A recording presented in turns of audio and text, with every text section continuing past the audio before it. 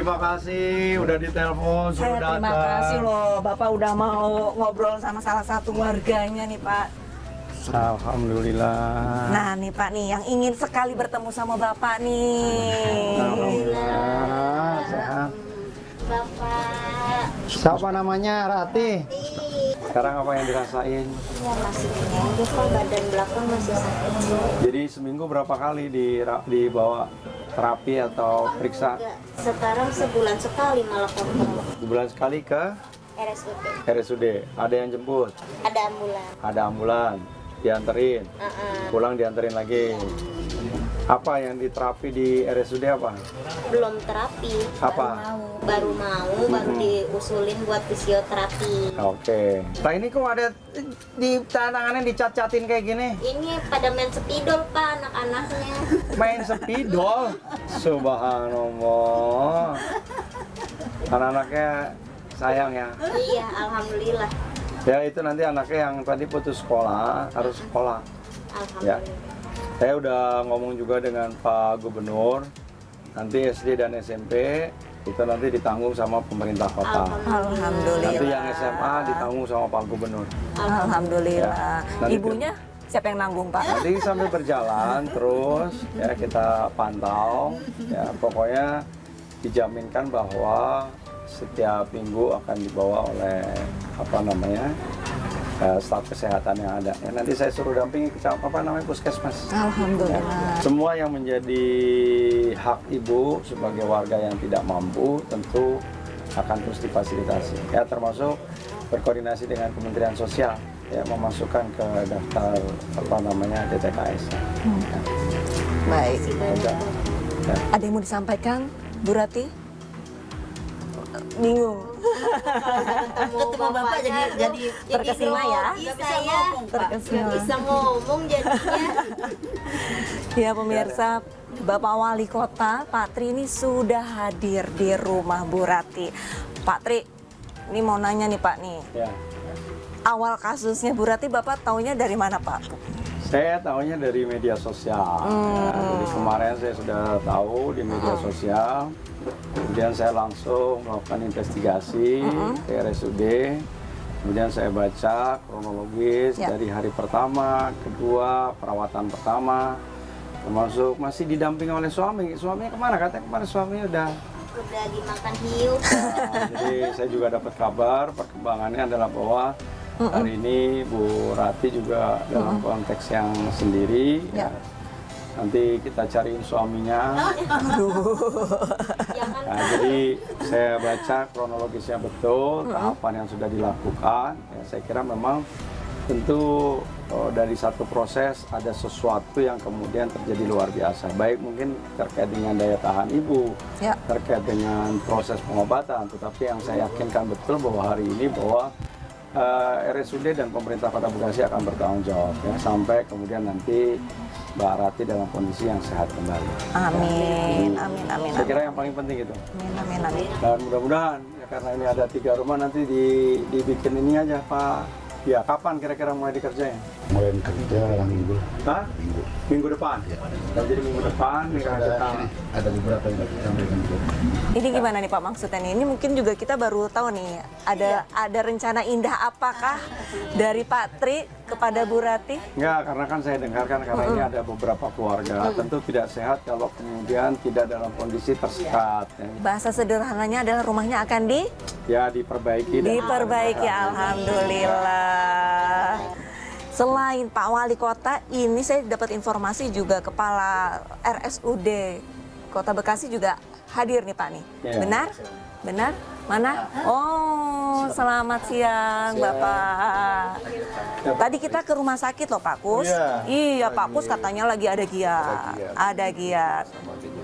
Bu, Ibu Rati dan keluarganya. Saya membawa dokter-dokter yang menangani langsung. Dokter-dokter yang menangani langsung Pak. Jadi biar informasinya lebih jelas ya. jelas. Ada yang mau ditanyain Bu Rati?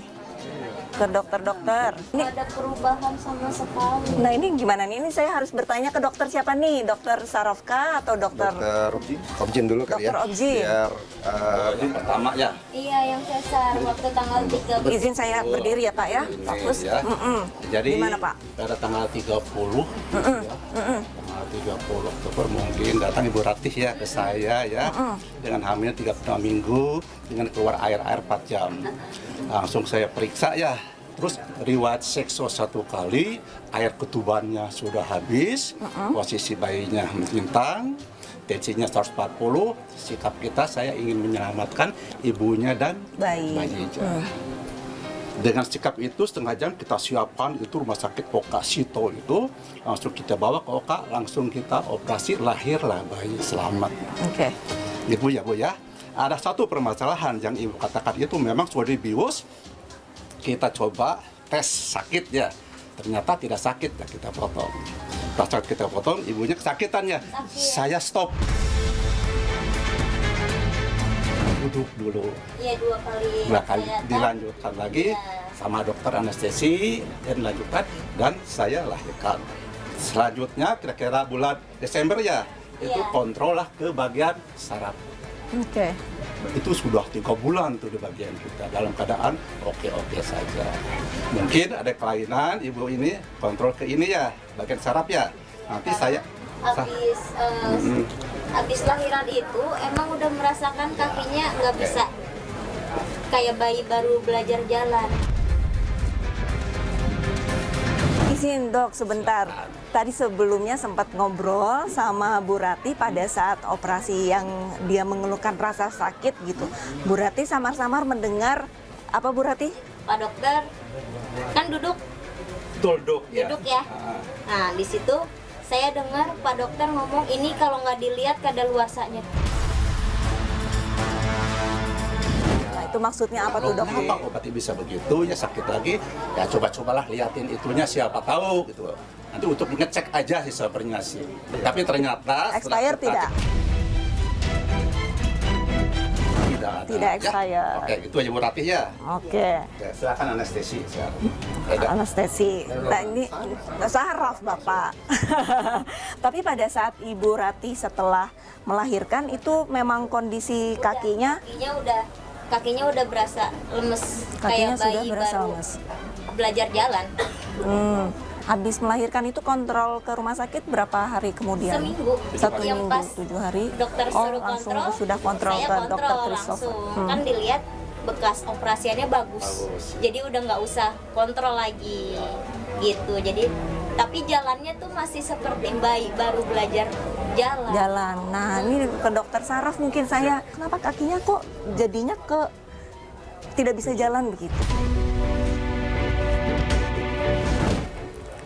Jadi gini, pasien Mbak Ratih sebelumnya dirawat oleh Dokter Werda ya, rumah Dokter Werda sudah meninggal ya, dengan keluhan lemah kedua tungkai dan kebas dan kesemutan.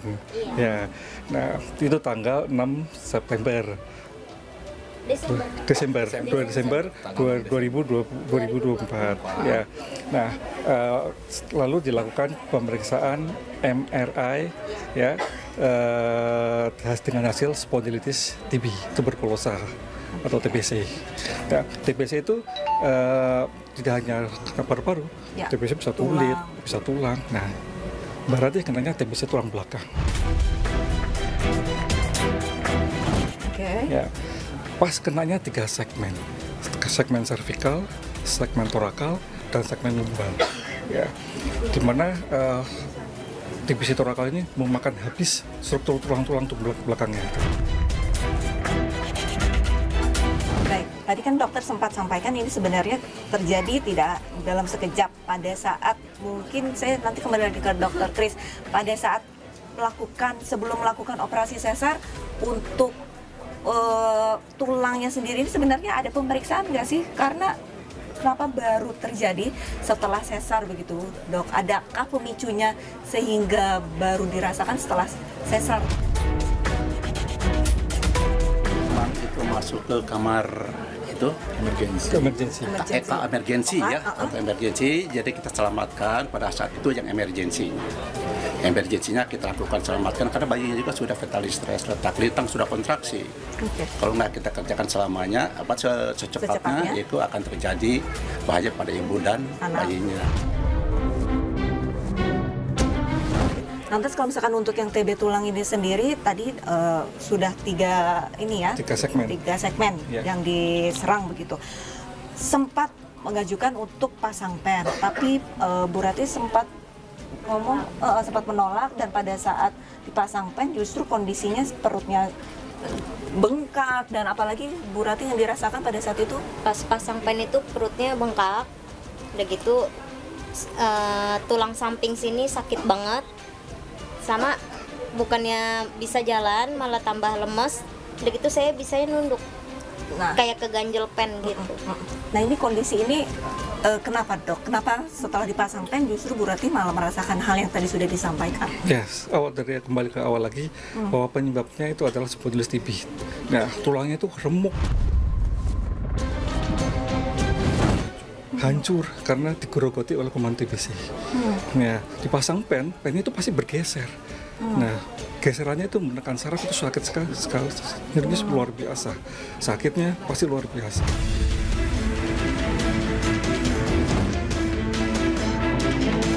Dijelaskan ibu nanti bisa sampai kelumpuhan loh, cuman nih kita mencoba jangan sampai makin parah karena takutnya ambruk ibu Ratihnya. Kini gitu kita takutnya batang tubuhnya ambruk Pak.